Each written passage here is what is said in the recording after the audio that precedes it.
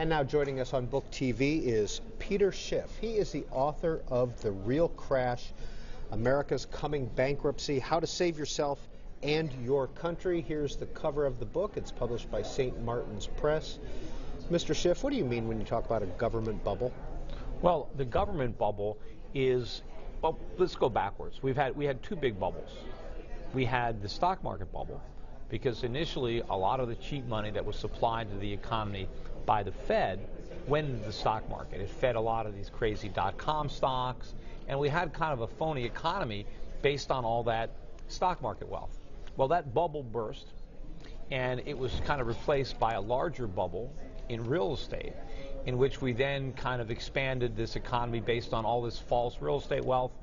People were spending money that they didn't have, and we had a lot of consumption and employment that was a function of phony wealth.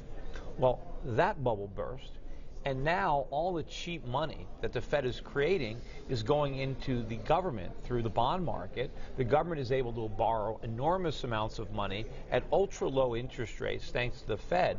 And now we have an economy that's dependent on all this excess government spending and cheap money. And you can see the bubble in the price of the bonds. But this bubble, just like the two prior bubbles, is going to burst.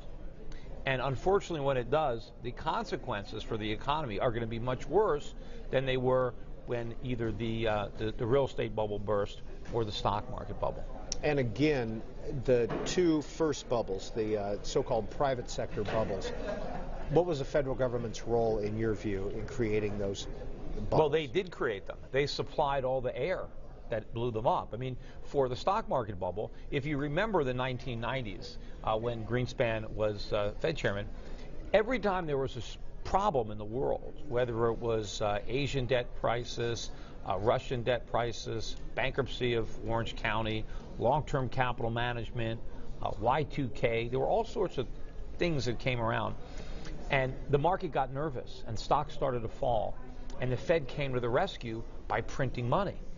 And it was that cheap money, and by keeping rates too low during the 90s, even though they're higher than they are now, they were still lower than the market would have set them. And you had this bubble. And when it burst, the same bad monetary policies inflated the stock market bubble, the real estate bubble, only that one was worse, because not only did the government, through the Fed, supply all the cheap funding that made all the teaser rates possible, all the subprime lending possible, all the adjustable rate mortgages. They were a function of Fed monetary policy, but you compounded the government error when you had things like Fannie Mae, Freddie Mac, the FHA, putting taxpayer guarantees on mortgages that never would have been originated in a free market, because in a free market, people would have been worried about not getting paid back. But the government basically told the banks, you can lend money to people even though you know they're not going to pay you back, because the taxpayer will. So we had this huge bubble based on that moral hazard and based on cheap money, and of course it burst. Now, a lot of people like to blame the market for that. They like to blame Wall Street. It's not Wall Street's fault. I'm not saying that they're completely innocent. They drank a lot of the alcohol that the Fed was pouring, and they acted irresponsibly under the influence of that. But you got to look to the source. You got to look at why were so many people so foolish simultaneously, not just on Wall Street. Plenty of people on Main Street were lying about their incomes and buying houses they knew they couldn't afford. They were just as drunk on that cheap money. But unfortunately, instead of learning from its mistakes, they just keep repeating them on a bigger scale. The bad monetary policies that we have now under Bernanke are so much worse than Greenspan. We've got 0% interest rates. That's doing even more damage than the 1% that we got at the lows under Greenspan. And this government bubble is enormous. And when it pops, all the banks that we bailed out in TARP, they're going to fail again, only the losses will be bigger. And the depositors are probably going to lose too this time, not just bondholders. And the government itself might have to default and restructure its debts and not pay 100 cents on the dollar on treasuries. Real estate prices have still got a long way to fall when the government bubble pops. And the scary part is this government bubble is so enormous that the government might try to prevent it from popping as long as possible, which means we have massive inflation before that happens. And if the Fed never pricks that bubble, then we destroy the dollar and we have a currency crisis that will be far worse than the financial crisis we would have based on a government default. Politically, can you foresee the government not popping that bubble that you see? Hopefully they will pop it, because not popping it is worse. Because if you try to inflate it as big as it can, it's the dollar that collapses. I mean, what the government wants to do right now is avert losses. The government doesn't want, let's say, bondholders to lose their money. The government doesn't want depositors in financial institutions to lose their money. But they can't stop the losses. All they can do is change their form. And right now what they're going to do is they're changing it to purchasing power. They're creating inflation so that you don't lose your money, but your money loses its value instead. But in order to do this, at some point, the money is going to have to lose so much value that we'd be better off with a restructuring. I'd rather get 50 cents on the dollar than be paid in full, but have 10 cents worth of purchasing power or 5 cents worth of purchasing power. So, Peter Schiff, if you could walk us through the time frame of how you foresee this government bubble bursting and exactly what's going to happen. Well, it's similar to the government bubbles that are bursting now in Greece, or maybe that's bursting in Spain, right, or other countries in Europe. I mean, think back 2 or 3 years ago. Italy was just as broke as it is today. Yet they were able to borrow money, they paid record low interest rates, and everything was fine. Well, it wasn't fine. It's just the bondholders were asleep. They were oblivious to the financial circumstances of Greece. Eventually they woke up and they demanded a higher rate of interest to compensate for the risk of holding that paper. And now the Greek government can't afford the higher interest rates. And now people realize that, so they want their money back. And so now there's a crisis. Well, the only reason that we can service our debts is because the rates are so low. I mean, we can't repay our debts. That's not even possible. All we can do is service the debt. But of course, once our creditors realize that we can't service the debt, then they're going to want their money back, and we can't pay it back. Now, we can print it, but then it's not going to be worth very much. So the key is going to be, when are the creditors going to wake up and demand a rate of return on dollars? You know, because right now rates are zero, and because there's a lot of demand for dollars right now as a safe haven, even though the dollar is not a safe haven, we're in worse shape than Europe collectively. You know, the 50 U.S. states are in worse shape collectively, and the federal government, than the Eurozone economies are. I mean, we might not be in worse shape than Greece, but when you take Greece, Germany, and everybody else and put them in one community, we're in worse shape than they are. Yet we get the benefit of the doubt right now. We're the safe haven. And people think that everything is okay because they know we're not going to default because we can print money. But when they realize that printing is worse than defaulting because the potential for loss is even greater, then we're going to see a big spike in interest rates, and that's when we have our crisis. Because either the Fed allows rates to go up, and who knows how high they might have to go. Let's say rates have to go to 10% in order to stop the implosion of the dollar and put an end to inflation.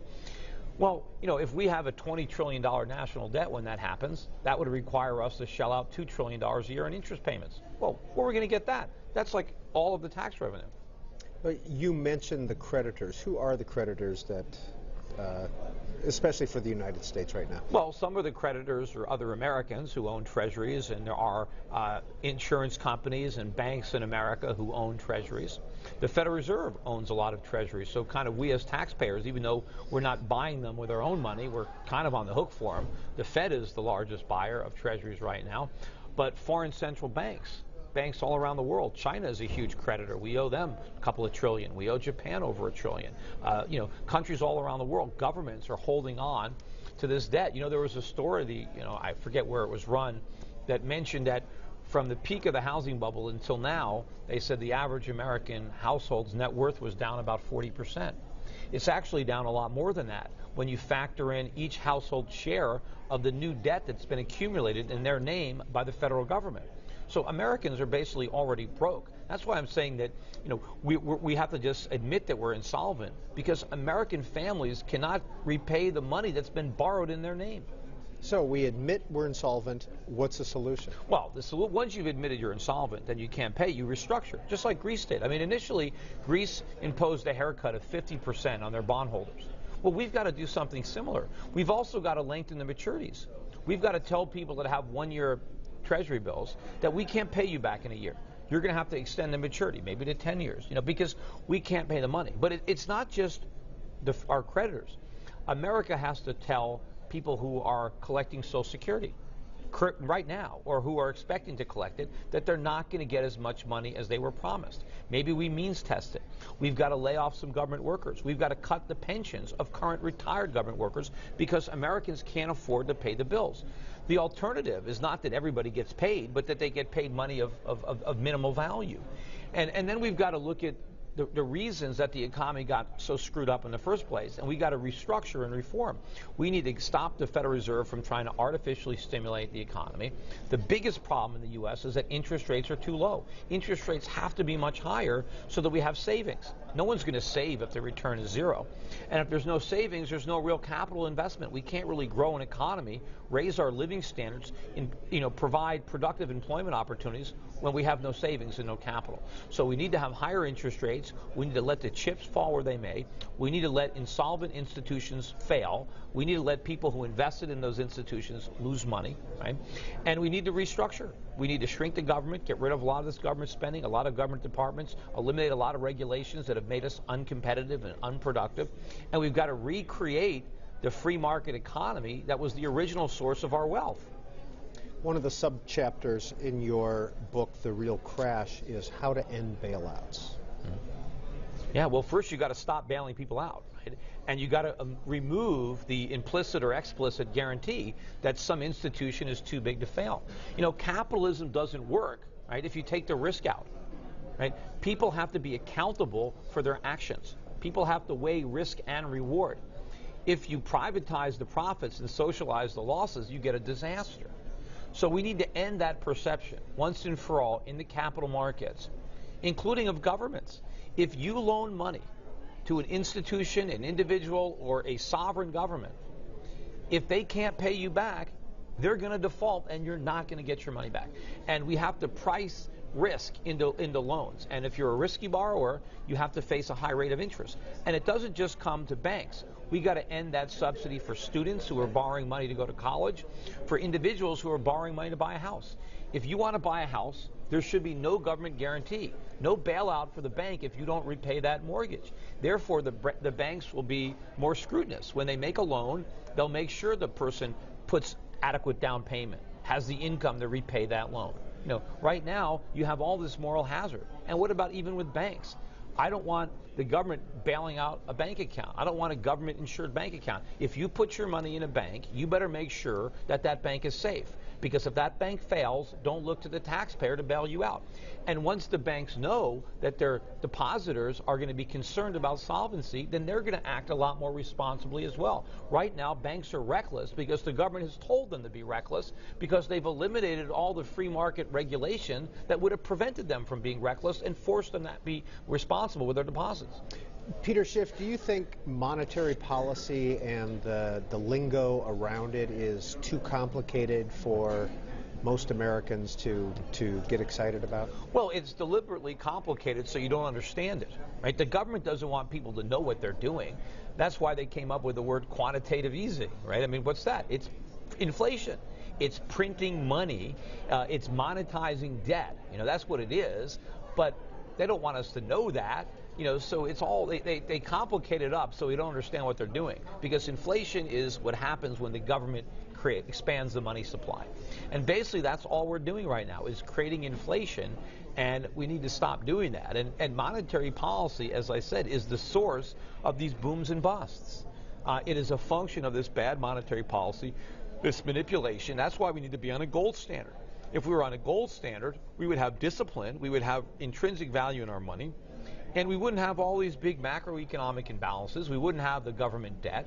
The government couldn't run up this debt if it had to repay in gold. So the government would be much smaller if we had a gold standard. That's why the politicians oppose a gold standard, because they want to grow and grow endlessly, and gold stands in their way. It protects individuals from government, from the growth of government. So governments always want to get rid of gold. That's why the founding fathers put us on a gold standard, because they knew it would protect our liberties and prevent government from usurping power.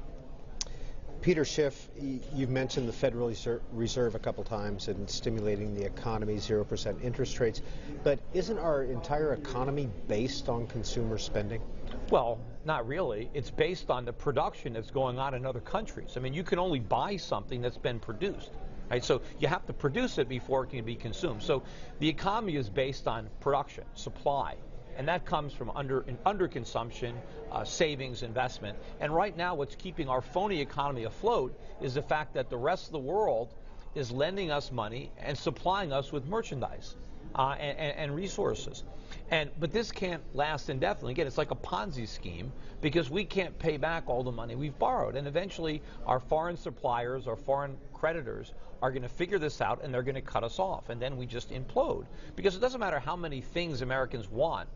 If we don't have anything, right? You can show up at a Walmart with all the paper money you want, but if the shelves are empty, you know what, you're just going to go home with what you brought. So this is where we're headed. And yes, we have built up this phony economy based on this Keynesian myth that demand and spending drives an economy. It doesn't. That's the caboose. The engine is savings and production, and that's what we're not doing enough of.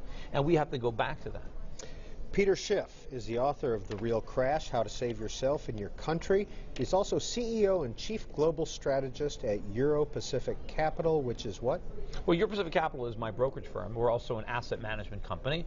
And for people who are interested, if they want to use me as a broker, we do specialize in international investing and precious metals, but we do domestic as well. And we have proprietary funds that I run.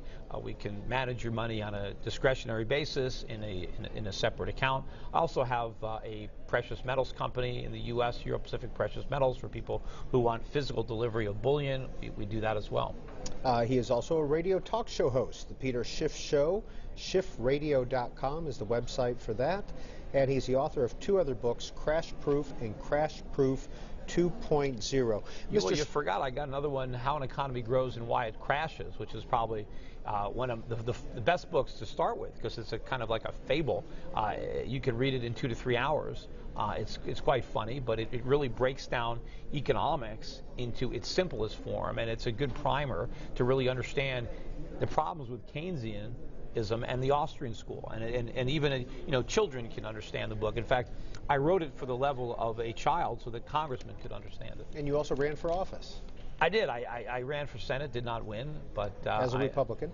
I ran in the Republican primary, so I never actually made it out of the primary, but I did pretty respectable for a first-time candidate seeking statewide office. Would you run again as a Republican? I might. I mean, I have no plans in the immediate future to run for anything, but I certainly might. We're here at FreedomFest in Las Vegas, a libertarian-leaning gathering. And this is a theme we've heard from a lot of the authors we've spoken to here. You've used the word moral 3 or 4 times. Which one? Moral. Moral? Moral. Moral markets, etc. What do you mean by that? Well, moral meaning honest, principled, fair. I mean, what would be immoral? I mean, theft would be immoral, for example. I mean, if the government is going to force me, right, to subsidize somebody's loan, to bail somebody out, that's not moral, right?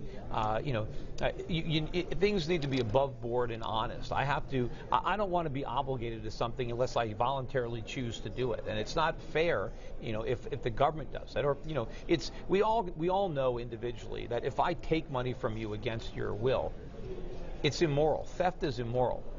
But if we involve a third party like government, and I convince somebody, I vote for somebody to take your money and give it to me, how does that not make it theft? I mean, you don't want, you're not in favor of it. I'm taking money against your will, and if you don't give it to me, they're going to put you in jail. So that's not moral. Capitalism is a very moral system of government because it's based on voluntary exchange, right? People trade with one another without any coercion from a third party. But what we have now, unfortunately, involves coercion, and it's a very immoral system. Before we get to our conclusion, I want to ask you about one other thing you wrote in your book. Americans spend too much time and money on college. Fewer kids should go to college. Absolutely. I mean, we have probably the highest percentage of Americans with college degrees that we've ever had. Unfortunately, a lot of the people with college degrees are waiting tables, driving taxis, they're working as janitors, they're working as maids. Not everybody needs to go to college. I mean, number one, we know that. And there are colleges that are teaching remedial math, remedial reading. I mean, if you can't read and do math by the time you graduate high school, you're wasting your time. Go to college. Do something real. I mean, the best skills that people acquire are on the job. You can learn from somebody who's doing something, right? You can be an apprentice. You can get a lower paying job, and you can acquire skills on the job.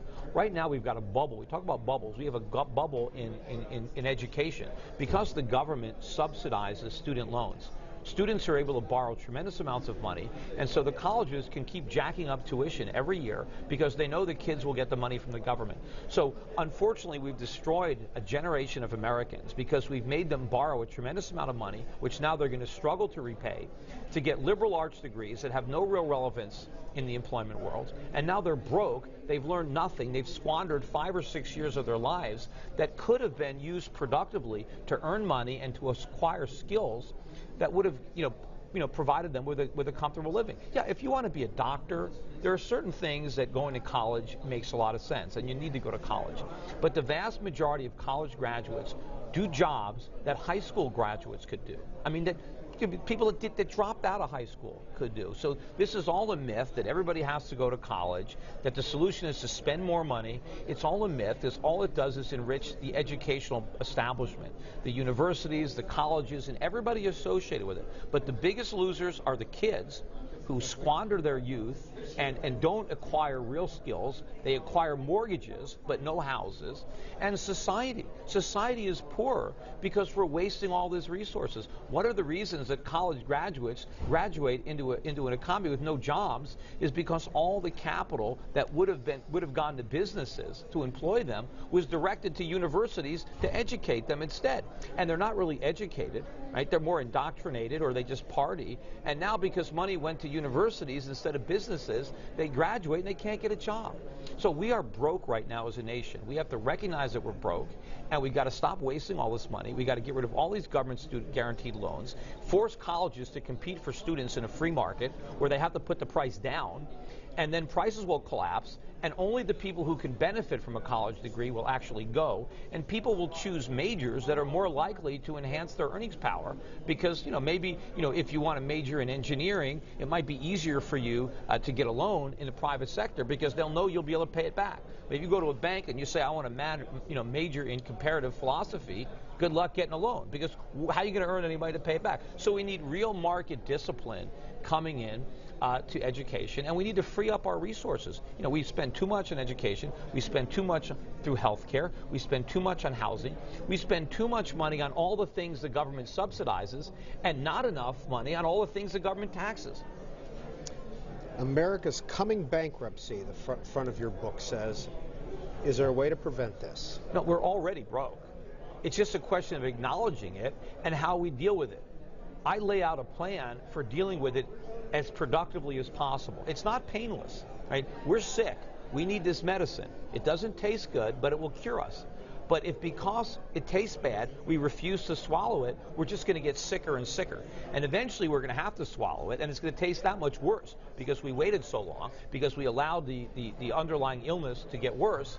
But ultimately, if we never do the right thing, it is going to be a complete financial meltdown. It's going to be a currency crisis, a bond crisis, and it's going to make 2008, look like, a boom, look like that, the Sunday school picnic. If we don't get our arms around the severity of these problems and recognize that it's not capitalism that caused them. It's a lack of capitalism. And we need to get government out of this economy because they've screwed it up immeasurably. And we need to get free market forces back in because we are in a gigantic hole.